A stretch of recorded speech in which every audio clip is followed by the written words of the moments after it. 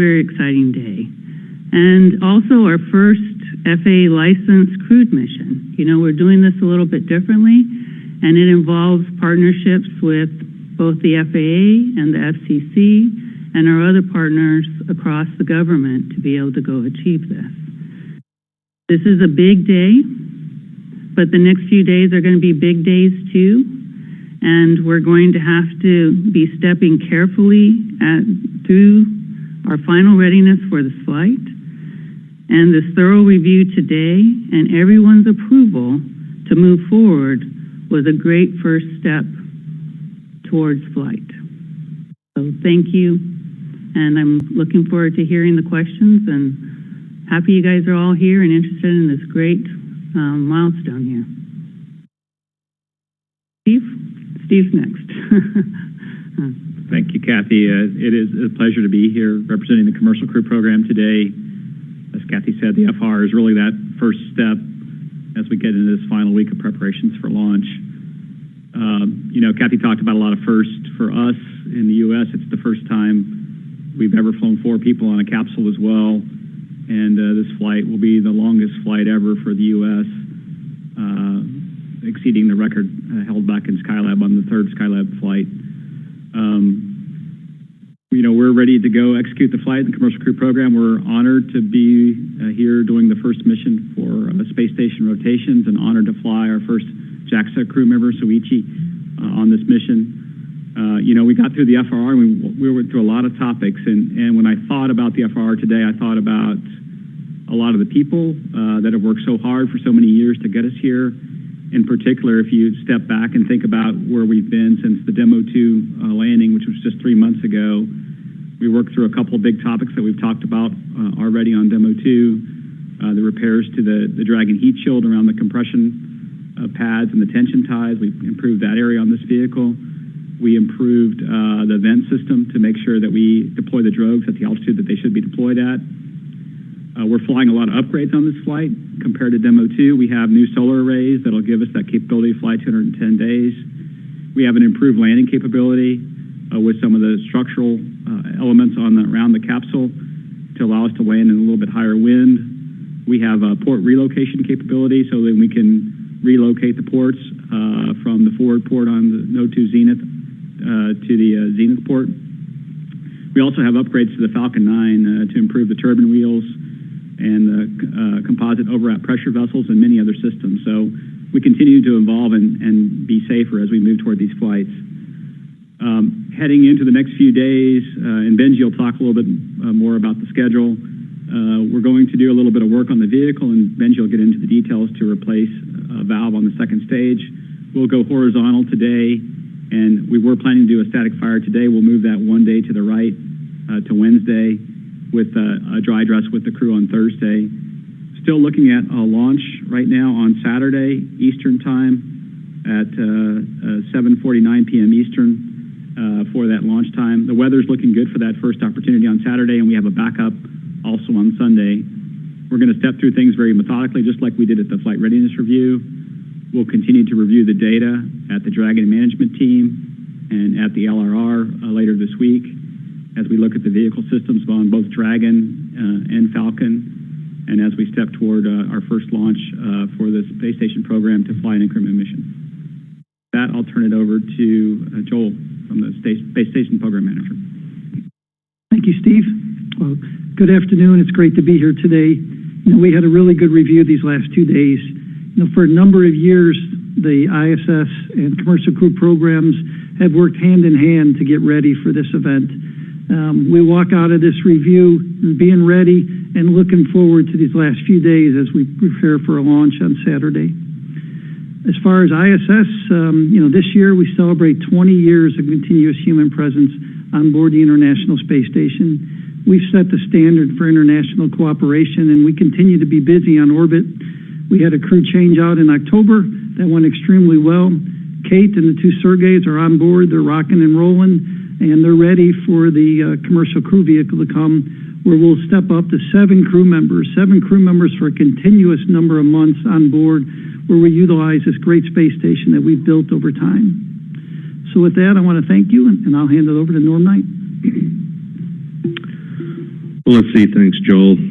Today was a great readiness review, or the culmination thereof. On day one, the commander, Mike Hopkins, kind of kicked it off and had opening statements that really was thanks to the team and really expressing the trust to the teams for what we all collectively do to assure their safety, which was a great way to start things. This is an important review and is to assure that NASA and SpaceX deliberately assess those risks to assure that crew safety is number one. And coming out of here, I can assure you that crew safety is number one. That was readily apparent, and these teams are ready to go accomplish the mission objectives during this increment. As Kathy said, this is the first crew rotational operational flight. We're excited for that with our SpaceX provider.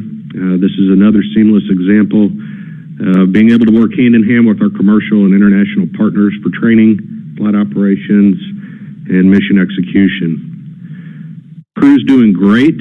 They're excited about the FRR decision to go to proceed. They're doing very well. The days leading to launch will consist of the crew watching static fire, dry dress rehearsal with the integrated team and participating in that, a host of medical checks and final briefings to get them ready to go, all culminating with a launch on Saturday. We're very excited to be part of this amazing team and look forward to a successful launch on Saturday. And with that, I'll turn it over to Benji.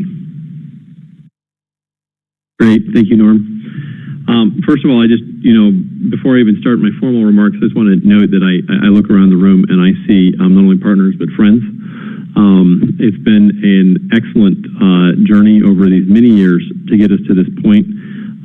It's some of the development of the Crew Dragon system and the human-rated Falcon 9 system, and all of the efforts of all of our teams to put this together. But it's really the culmination in this launch that brings us to operational status, full operational status, where we'll be able to provide that continuous rotation that the station needs for crew and as well as cargo.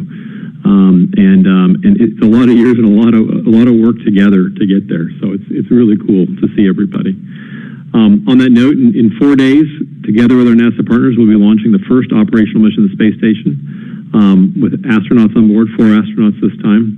And also, of note, NASA announced today that we have now certified SpaceX to support human space flight missions, and we are honored to be the nation's launch provider for crew missions and take seriously the responsibility that NASA has entrusted to us to carry American astronauts to and from the space station. Honestly, we couldn't be more proud of what we've already accomplished together, and I really do want to thank NASA on behalf of all of the SpaceX employees and our vendors and all of our other partners for giving us this opportunity. And as always, I want to thank the astronauts and their families, thank JAXA as well for entrusting the astronauts, their lives with us to bring them up to station safely, keep a lifeboat there for them, and also bring them home safely to their families. That's always in the forefront of our minds. As mentioned already, we've got the go today for our flight readiness. And I'll talk a little bit now about our preparations and where we're heading from here for that. Last Wednesday, Dragon was transported from our processing facility on Cape Canaveral Air Force Station to Launch Complex 39A and has been integrated with the Falcon 9. And last night, the rocket and spacecraft rolled out of the hangar and went vertical ahead of an integrated static fire test. As part of our standard checkouts, we identified a component that we want to swap on the second stage purge system. We'll come horizontal to do that likely later today. We'll do that work right there on the pad and then go back vertical. We will then static fire tomorrow, just as we've done prior to Crew Dragon's 2 demonstration missions.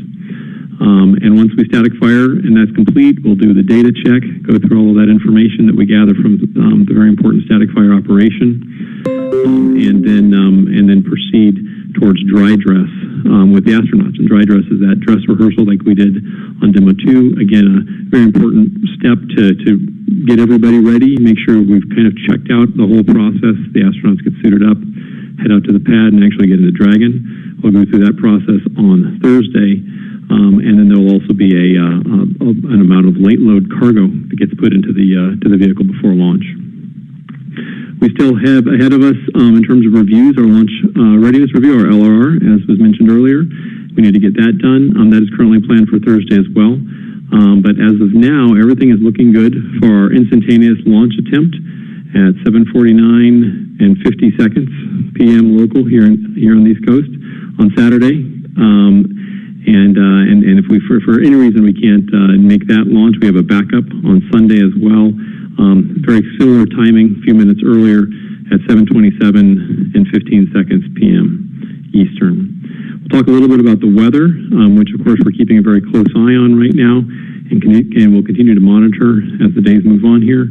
The launch criteria is very similar for our previous Falcon 9 missions, but we also need to make sure that in the unlikely event of an emergency downrange where we need to do an emergency ejection from Dragon from Falcon 9, we want to make sure that we have the correct recovery conditions for Dragon in terms of winds and waves at sea. We need to make sure those are met before liftoff. That always makes for just, additional constraints to making sure that we've got the right weather, not only here at the launch and along the center path, but at the sea where Dragon might need to come down. Downrange weather in that context is monitored at more than 50 locations along the ascent track, and that goes up along the North American Eastern Seaboard and across the Northern Atlantic. So there's quite a few points that we look at to make sure we've got the right weather to keep the crew safe. The probability of violation is calculated at each location, including limit conditions for winds, waves, lightning, and precipitation. So again, we watch that all very closely. And then lastly, in case there was an abort that we had to do on the pad, where we should do a launch escape on the pad, we've got NASA and our Det-3 and SpaceX recovery teams are on standby and capable of supporting a recovery at any time. Finally, the public service announcement, if you will.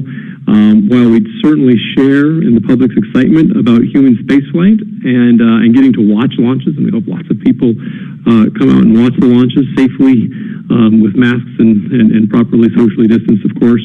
But we do ask that if there were at any point in this first part of the mission, and certainly in 6 months when we come back home after recovery, that we ask that all boaters respect all notifications and guidance from our partners at the Coast Guard and the Navy. Any distraction or interference to those operations can cause significant delays and actually can put the crew themselves and our recovery teams at risk. So please keep that in mind. Finally, I want to say something that I think is pretty amazing as we look ahead to the operations for this flight, but really for the upcoming number of months.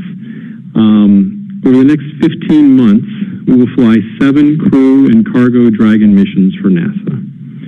That means that starting with Crew 1, there will be a continuous presence of SpaceX Dragons on orbit.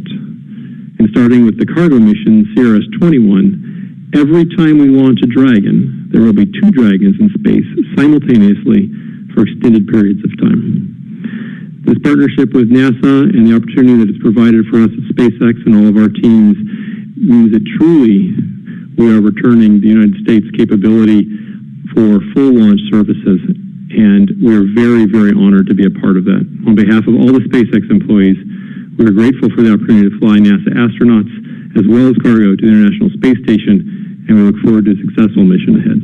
Thank you. And we'll next go to Junichi Sakai. Thank you for introducing me. I appreciate all people working for this project under COVID-19 situation and giving us such an honorable opportunity to make a statement. As reported earlier at the FRR Flight Readiness Review, we made the decision go. We JAXA, including astronaut Soichi Noguchi, are ready for the launch. In July, the Joint Exploration Declaration of Intent for Lunar Cooperation was signed between Government of Japan and NASA. The human space activity will expand from the ISS to LEO, the Moon, and beyond in the future. We look forward to enjoying the beginning of a new LEO operation with ISS international partners during this period of change. I'm honored to witness this memorable event and proud that Japanese astronaut Dr. Noguchi is fulfilling his responsibility as a member of this event. Astronaut Noguchi has flown in space twice before, and he was always been challenging. By flying Crew 1, he will experience three different type of spacecraft which is used in ISS program. This would be a world first, I heard. It's going to take on the big challenge of boarding a new spacecraft and a long duration staying on the ISS. And I hope that he and the other NASA astronaut colleagues will succeed in this memorable mission with full concentration. We are looking forward to the launch on Saturday and making final preparations. Thank you. And our final speaker will be Randy Repchek. Randy? Thank you. So we in the FAA look forward to this historic event, along with Department of Transportation Secretary Elaine Chao. It's historic for us because it's the first orbital human spaceflight licensed by the FAA. We've licensed suborbital launches with flight crew, but not orbital launches, and certainly none with NASA. For this mission, the FAA is going to license both the launch of the Falcon 9 launch vehicle and the reentry of the Dragon 2 reentry vehicle. We do not license the on-orbit activities. Now, our focus is on public safety, ensuring that members of the public are safe during planned and unplanned events. And this is similar to our role in licensing launches and reentries without crew, which we've done for 3 decades. For both of these licenses that we're issuing, the FAA has worked very closely with the tremendous teams at SpaceX, NASA, and the Air Force. And of course, with NASA, we've had a very close relationship with them throughout the commercial crew program. And it's been a great partnership so that we can ensure a smooth transition between the earlier flights and these licensed flights. So, thank you very much, and I'm happy to take questions. Thank you for those comments, Randy. And we'll now begin with our media question and answer portion. And remember to ensure that as many people get to answer or ask a question. Please only ask one per reporter, and if we can go back around within the time we have, we'll do so. And we'll start our question portion with Marcia Dunn from the Associated Press. Marcia? Yes, hi. 2 quick timing questions. First for Benji, how much more can you delay the test firing and still meet a Saturday launch attempt? And for Steve, as the year comes to a quick close, what's the earliest you would anticipate the Starliner test flight repeat? Thanks a lot. Hi, Marcia.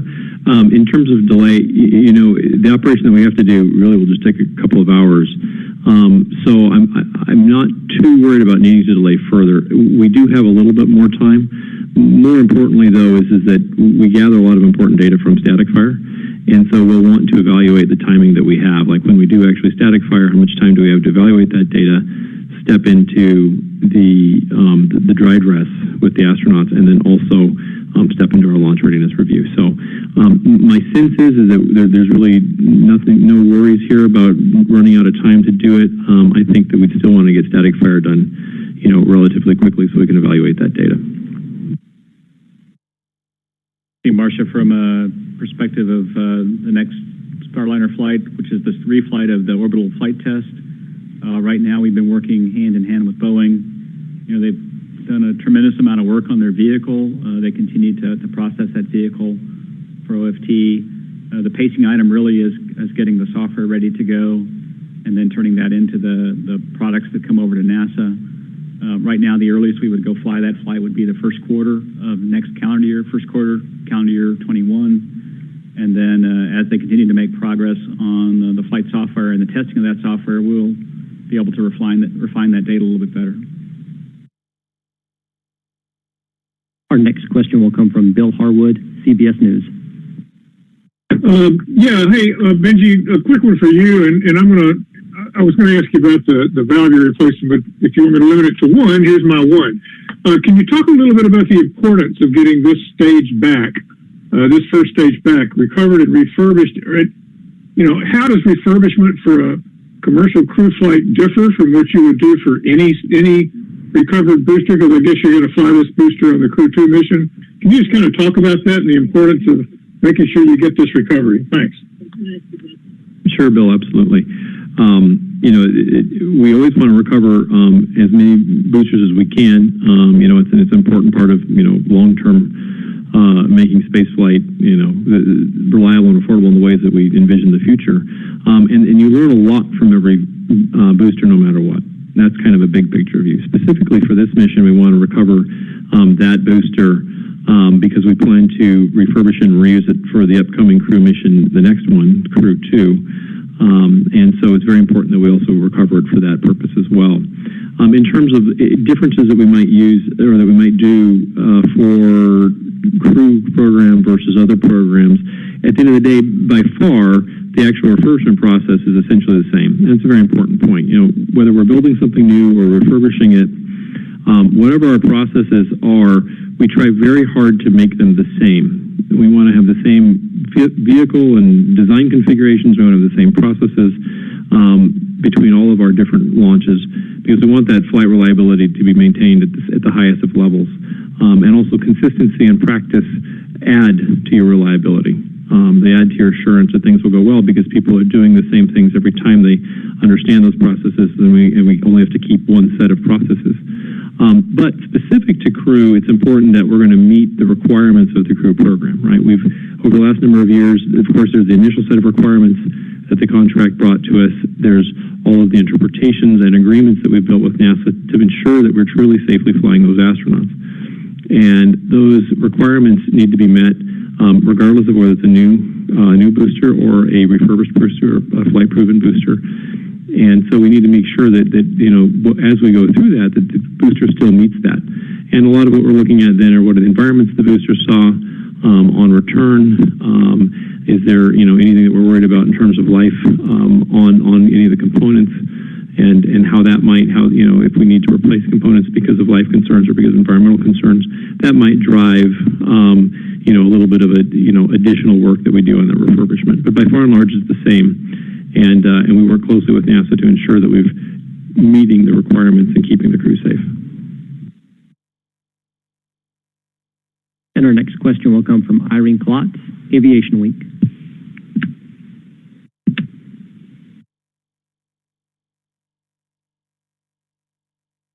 Hi, sorry, I think I was on mute. My question is, first question is for Benji, if you could give us a little more detail about what the issue was with the valve and what the upshot was with the review of the GPS-3 launch as far as the engine and the masking issue. And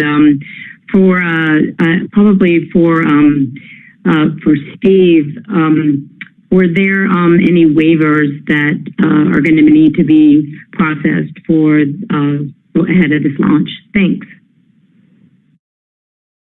Sure, I can.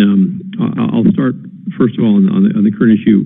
What we've identified that basically there's a piece that's called a purge orifice that we got an anomalous reading on.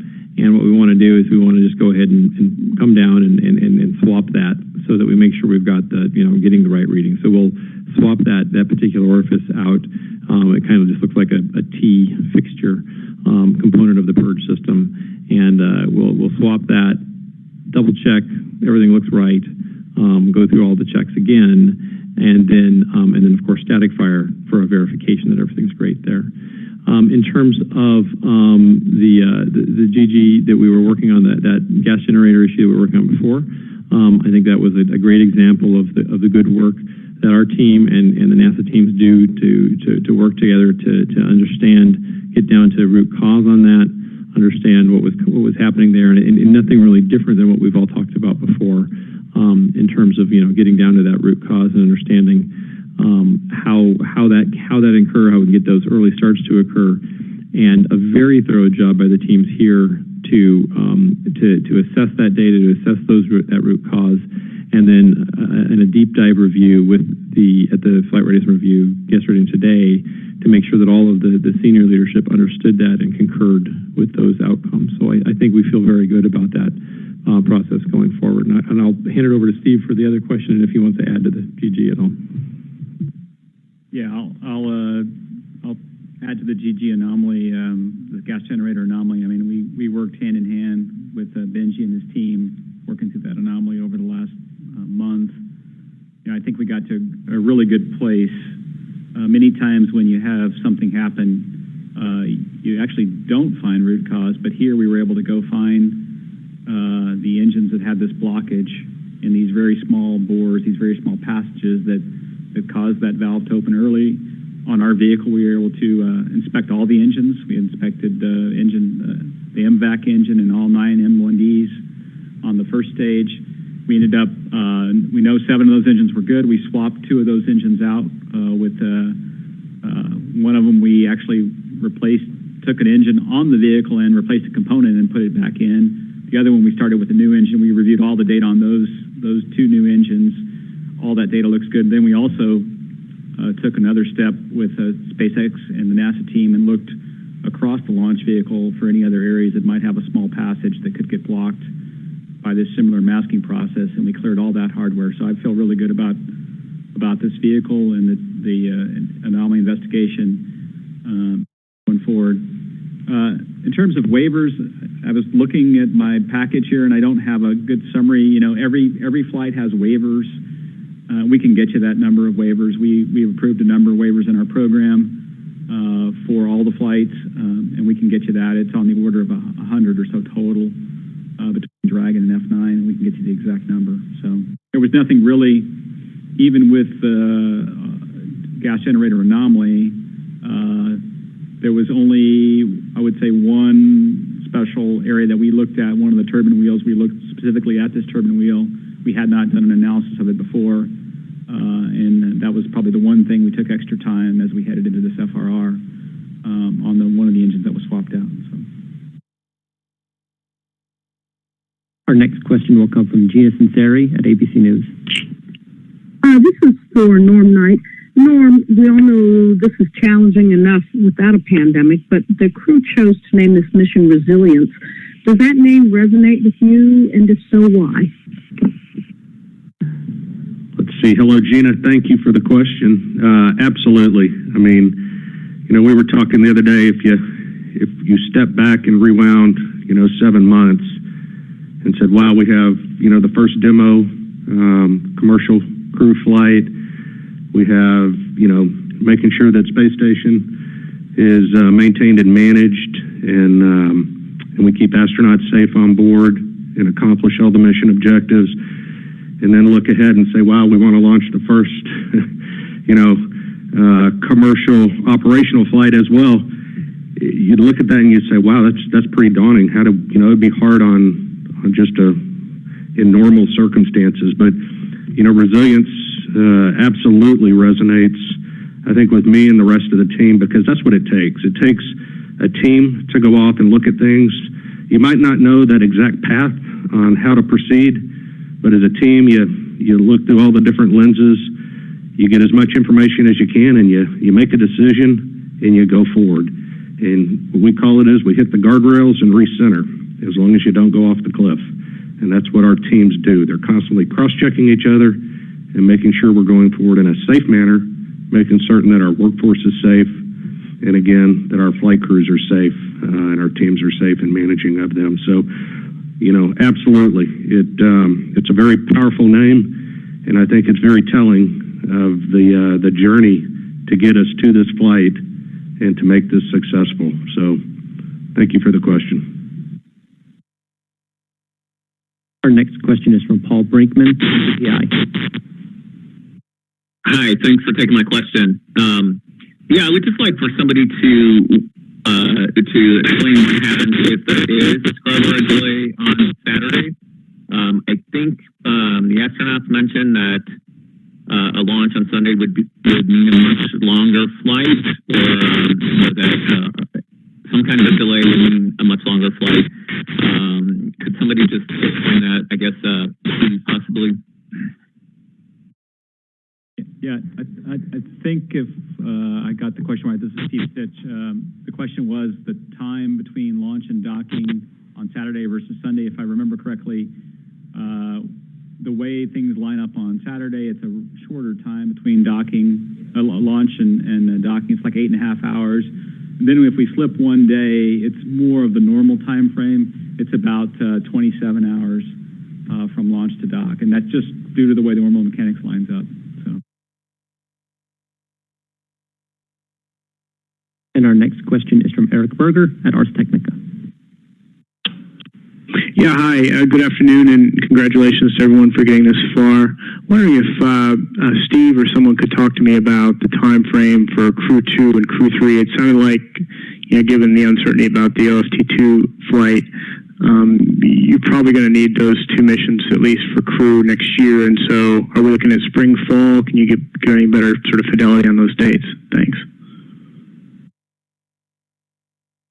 This is Joel Montalbano. I'll start and then hand over to Steve. We're looking we're telling the team to work to a March 30th readiness date, so the late March readiness date. And then depending on how we work the Soyuz traffic, we'll have Crew 2 ready to go. And then in the late summer, early fall, we'll be working for the third mission. And so, again, there's a lot of things that have to happen between now and then, but that's kind of generally big picture at a 100,000-foot level what we're looking at. And for us, the important thing for Crew 2 is we're reusing the Dragon capsule that we flew on the Demo 2 mission. It's here at the Kennedy Space Center in Dragonland and getting refurbished, and that refurbishment's going really well. And then, again, as we alluded to earlier, we're going to reuse the booster that's going to fly Crew 1 and refurbish that and get that ready.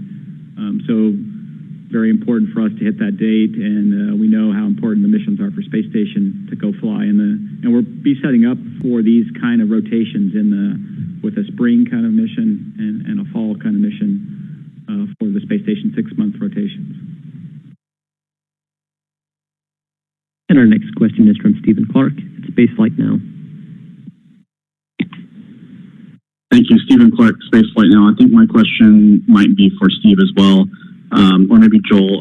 What's the planned duration for the Crew 1 mission, and when will Crew 1 be coming back in relation to the Crew 2 target date at the end of March? And also, Steve, you mentioned some upgrades to the Falcon 9 on the turbine wheels and the COPVs. I remember hearing about those upgrades a while back. Is this the first Falcon 9 flight to actually fly these upgrades to the COPVs and the turbine wheels? And can you add some detail about what's different about those pieces of hardware on this vehicle? Thank you. Start with the landing date. We haven't really put forth a landing date per se yet for Crew 1. The vehicle is certified for 210 days capability. Most of the station missions are about 6 months in duration. So if you kind of look at that time frame in the spring, we'll find the right landing opportunity. Right now, we're setting up the flights. Joel and I have worked hand in hand to make sure we have an overlap, right? You need to have a handover between the crews. When we get there, about 7 to 10 days. Right now, we're planning a March 30th crew readiness launch date for Crew 2, and a landing of this flight in the April timeframe. We've got that nice. We've got about a 30-day kind of overlap right now in planning. The second question was relative to the upgrades. The turbine wheels that have been upgraded, those have been flying for a long time on the second stage of F9, and they've also flown on the first stage. So this is not the first flight with those new turbine wheels for us. First flight for Crew, but not the first flight of an F9. And the same thing with the changes to the composite overwrap pressure vessel, the changes in the liner. Those have been flying before, but this is the first time for Crew. So we always like to see them fly on a flight or two in the fleet, and we get great surveillance of those flights that SpaceX flies. We get all the data from the flights and look at the performance. So hopefully that answers your questions. And our next question is from Hanukkah Wettering at Space.com. Hi, this is Hanukkah Wettering. Thank you for taking my question. I'm guessing this is for either Steve or Kathy. I'm wondering, so because with the Demo 2 launch, we saw pretty huge crowds down at Cape Canaveral, despite Jim Bridenstine asking people to stay home because of the pandemic. So I'm wondering if NASA is planning to do anything differently to mitigate the crowd sizes around KSC for the Crew 1 launch, or if you're not expecting as big of a turnout as with Demo 2. Thanks. Well, I think we're expecting a large turnout. I mean, I think, but we are counting, and we're we talked about it before, and Benji did that. We do want folks to celebrate with us. This is a big celebration. We are, being careful on site on how we're allowing people to come on and being careful about separation and numbers of folks that are coming on site. We do want people to be careful when they're out there. I know from a NASA and SpaceX perspective, and I'm sure a JAXA perspective, we'd be really sad if this was a super spreader event. This would not be good for us. So we do really want you guys, just like we're taking care of our crew members, we want you to take care of yourself and wear your masks and, figure out how to get your 6 feet on the beach and, come out and enjoy what I'm sure is going to be a spectacular launch. We want you to be careful, right? Just like we are careful. So, we're in a time, I appreciate what Norm was saying about, and the crew, in the name of resilience, this is the time for us to be resilient. It's also a time for us for celebration. We want you to celebrate safely. So we are continuing to kind of send that message. We also understand people do want to celebrate with us. So we're kind of trying to balance those two things, and we will need your help balancing them. And our next question comes from Emery Kelly, Florida Today.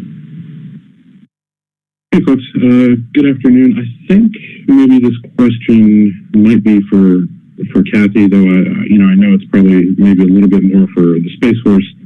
With Atlas trying to target Thursday, I know that would make a 48-hour gap between Atlas and Crew 1, but I mean, is ULA involved in these discussions at all, or the Space Force? How does that look with, Space Force teams? They need to be available to support the Atlas launch, and then again, 48 hours later. How does that look? Thank you. Well, I think there's been some amazing advances in how the ranges have been supporting the missions. I mean, if you've seen the flight rate here at KSC, you've seen how people have really been working hard to support the different missions that people have out there. And the range is constantly working these priorities. And so I know with the static fire coming up, like Benji said, we know they will have to go. I'll let Benji talk here a little bit. He'll have to go and do the normal process, which is to work with the range and with the manifests that they have, and they do a fabulous job of working through it. So, hey, Benji, you want to jump in? Sure. Well, I don't think a lot necessarily to add. I think Kathy said it exactly right. The range does great things, and we really enjoy working with them and have a tight partnership with them too, and work with them and with the other providers out here who need to use the spaceport. And I think we'll continue to work together on the right coordination of things. But honestly, I think that timing would work okay. We can do a launch on Thursday, and then also do our launch on Friday. I think that should be fine. And the same thing as we look at our different activities that happen around the same time as their launch, such as dry dress. We'll make sure everything's deconflicted. But as of right now, I don't see any conflicts that we need to worry about. And our next question is from Jeff Faust at Space News. Yeah, question probably for Steve and or Randy. Since this launch will be FAA licensed, I'm curious what differences there will be in sort of the management of the launch process compared to Demo 2, which was not FAA licensed. Thanks.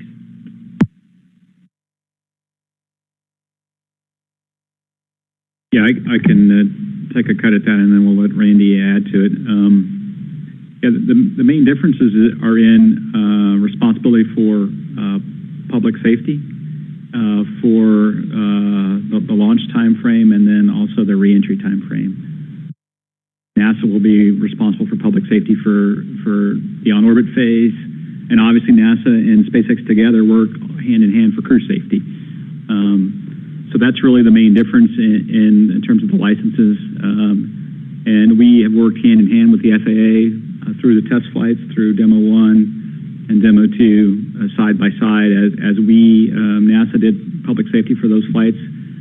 For Ascent, of course, obviously that we work hand in hand with the range, and so we've kind of got this transition handing over to the FAA, and I think it's been a pretty seamless transition so far, and I'll let Randy answer the rest of the question. Yeah, I agree that it's been a seamless transition. I guess the only thing I would add is that we will have FAA inspectors, but the KSC at the SpaceX facility in Cape Canaveral overseeing the launch like we do for all licensed launches.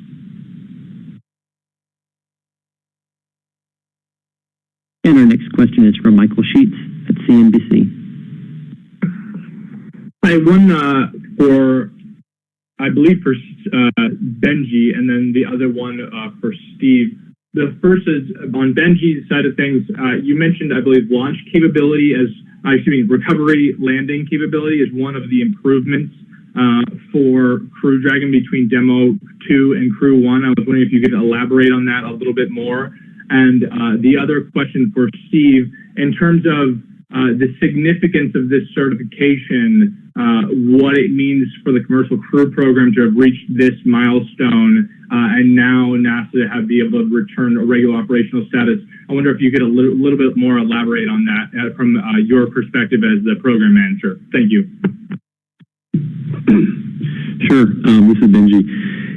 In terms of launch or return availability, recovery availability on launch, what we did was what you're worrying about when you're looking at, in case you have to do a launch escape during launch or off the pad, you're worried about a number of things. Of course, you hope that never happens. But if you do have to have that happen, one of the things you want to look at is the waves that you're coming down into. So the Dragon is a launch escape, comes down on parachutes, comes into the water.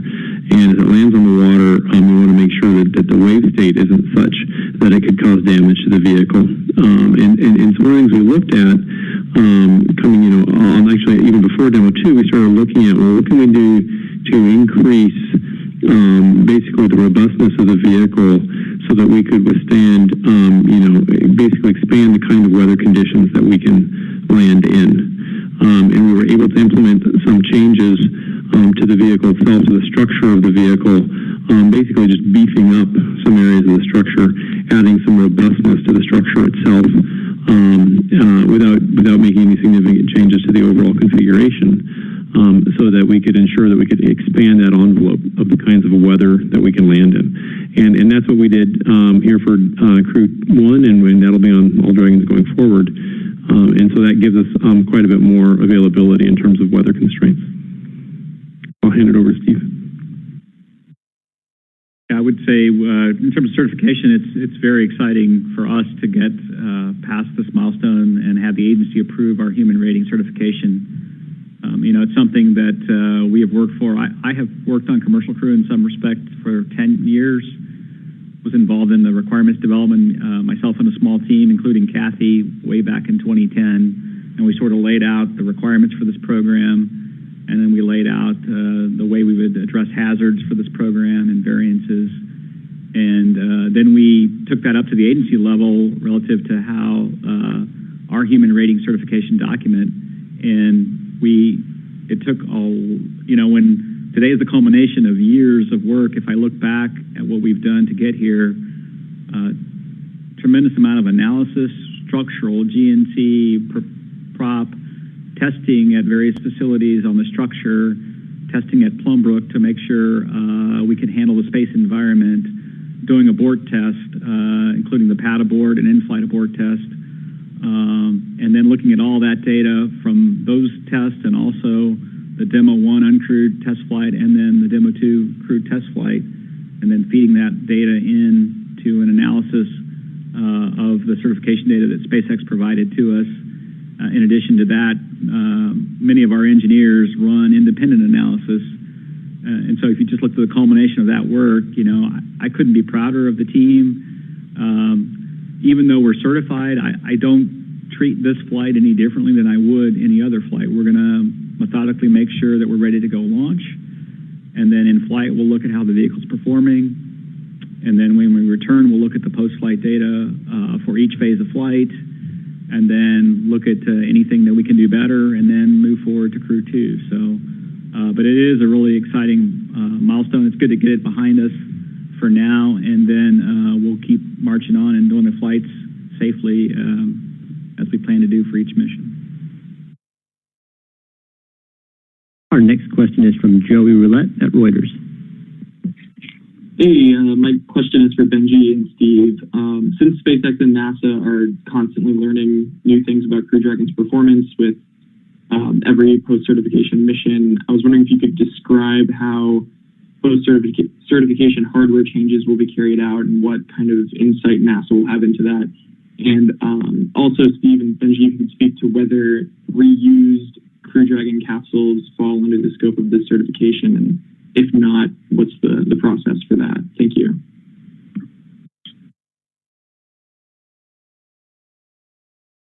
Well, we'll kind of tag team this. Steve and I are looking at each other. Oh, who should start? I think the question was fundamentally about, rolling in any hardware changes between missions, and then also how reuse plays into certification, if I got that right. And the bottom line is that the processes and the rules of the game that we've established getting to here, actually getting to demo 2, are the same. We're doing the same things, or we're applying the same rules, the same measurements of are we certified, are we meeting the requirements, and most importantly, are we keeping the crew safe? And so we follow that every time. If we make any change, not just to hardware, but software or processes and operations, whether it's processes in how we build the vehicles or refurbish the vehicles or operate them, all of those things fall under the purview of change to the configuration of the system that we certified. So when NASA says today we've certified the flight system for flying crew for NASA, what that means is they've certified all of those components together, and we need to ensure that certification remains in force. And to do that, every time we're going to make a change that would impact that certification, we relay that to NASA. We review it together, and NASA ensures that yes, they sign off and say, yeah, we're still in certification. Or if there's a concern, we address it and we rectify it. And so that'll be the case between any missions for any changes that occur, and also that'll be the case as we move into refurbishment. That is also a certified process that ensures certified vehicles coming out of this at the end. Yeah, just to add what Benji said, I mean, in terms of changes going forward, SpaceX proposes the changes. We bring them in and baseline those. There's a number for Crew 2 already baseline to improve the capability of the vehicle. There's a radio improvement for the rescue beacon. There's a few other ones that are already baseline, and so we know what those are, and we'll just continue to review those and approve those for every flight. Whether they be a change to the hardware or software, whether it be Dragon or F9 or the launch pad here. And then in terms of human rating, we human rated this configuration of the vehicle for Crew 1, and that includes reuse as well. We've got to go back and look at a few things for reuse, but we won't go redo that human rating certification for reuse. We have talked to the agency. We've talked to Kathy and Steve Jerzik, the associate administrator, and our agreement is if there's a big block upgrade to the vehicle of some sort, whether it be on F9 or on Dragon, then we'll come back and readdress the human rating certification. But for reuse, it'll be encompassed by this human rating. So. Our next question is from Morgan McFall Johnson from Business Insider. Hi, thanks for doing this. This is maybe for Kathy or anybody else who feels like they can answer. I just want to clarify when exactly was all the certification completed? When exactly was the Crew Dragon vehicle itself certified? And what would you say was the most difficult part of that process, or the most difficult upgrade that you had to implement since Demo 2? Thanks so much. So what's really cool about what we did today was, we had put out some high-level requirements. Steve kind of talked about it before. That kind of dictated to us what NASA thought was the bar from a safety perspective that both the spacecraft and the launch vehicle and the ground operations and mission operations needed to have for a crew transportation system to the ISS. And so the team, through all the work, that Benji and Steve talked about, what they did was they came in and finished up all that compliance data and verification, all the work to close out and show that the total system, people tend to think it's just the spacecraft, but it's the spacecraft, it's the launch vehicle, it's all the processing on the ground, it's how you do your mission operations, all that will safely fly our crew up to the International Space Station and back and then recover. There's a whole recovery operation, if you notice. So just a tremendous day that is a culmination of a ton of work that is NASA saying to SpaceX, you have shown us that you can deliver a crew transportation capability that meets our requirements. And so we call it human certification because that's how we say you met the safety kind of crew requirements, but it's really part of this bigger certification strategy that says you can safely fly our crew members to and from the International Space Station. And like Norm said before, you've shown us the data and we trust you to do that. It's a big trust factor here, right? This is a big step for us, with us doing a lot of work on our side to verify and us working together and helping each other through different phases for us to get to this point, but a big day for us. Our next question comes from Marina Corin at The Atlantic. Hi, everyone. This question is for Kathy and Benji. A couple of months ago, the public got to revisit the story of Challenger in great detail with the new documentary. And as we now head into what sounds like an era of fairly regular SpaceX flights to the ISS, what lessons are on your mind from the tragedies of the Space Shuttle program? Well, I think, anybody that watches any programs or lessons learned, for me, I was there through Columbia too, so people understand, and what you learn is you have to be vigilant, you have to make sure that you're listening to the data and you're always questioning the data and talking about the data, and your hardware is always talking to you, right? And what's really great about, the system that we have is that with all the launches that we have, the hardware's talking to us through all these missions that the SpaceX folks is having, along with the cargo missions and the crew missions. Now, this is the first time really that we've taken, for crewed missions, taken a commercial launch vehicle like this and using it. And so we're working through that right now, how you make sure you have the time to look through all the data that's there as you're working through these missions and make sure that you're being super careful that the hardware's not telling you something before you go fly a crewed mission. I think the team's shown that over these last few weeks, as they've worked through looking at the data from multiple missions and working through it, that they've taken those lessons to heart and they are listening and looking at the hardware and making sure that they do the hard pieces to go and assess and keep looking at the data. This is going to be a big challenge for us, right, to continue to do that.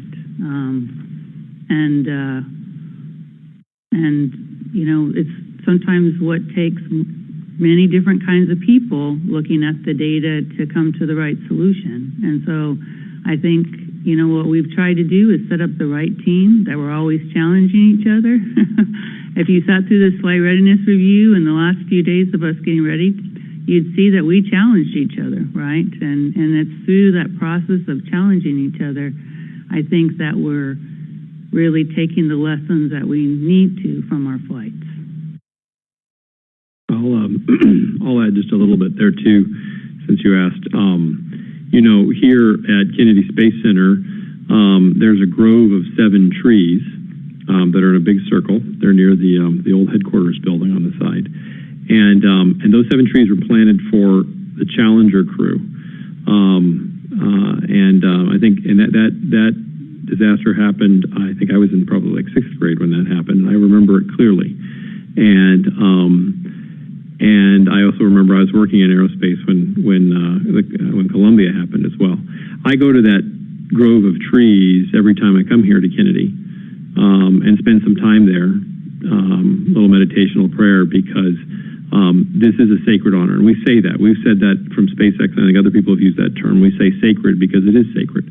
It's what we hold the lives of people in our hands as we transport them into space, stay there with them to be a lifeboat if they need it, and then bring them home to their families. And that is really important. We ask our teams to read the accident reports of the previous accidents that have happened, to take those lessons to heart as well. And we do this, and we do this thing where we carry these astronauts and we take it very, very seriously. And as always, we will only fly when we're ready, and we'll stop if we need to. Yeah, I always loved it. We called Bob and Doug the dads, right? So, every time we see who we're flying. Today, we all signed today the poster that goes into the elevator and the crew quarters, because it's in our hands. It's in our hands. And we take this very seriously. And the people that sign their names to that poster, just like the people that sign their names to the documents today, know that the crew's lives are in our hands. Very important responsibility. And thank you to all of our participants for today's call. That's going to wrap things up for us here. NASA's SpaceX Crew 1 mission is targeting a launch to the International Space Station on November 14th at 7:49 p.m. Eastern Standard Time at Launch Complex 39A from NASA's Kennedy Space Center in Florida. We will have live launch coverage starting at 3:30 p.m., also Eastern Standard Time. We'll have more to come on this important mission, so follow us online, social media, and on NASA television. You can listen to a replay of this call in about an hour, and we can provide that number to you. It's 866-424-4008.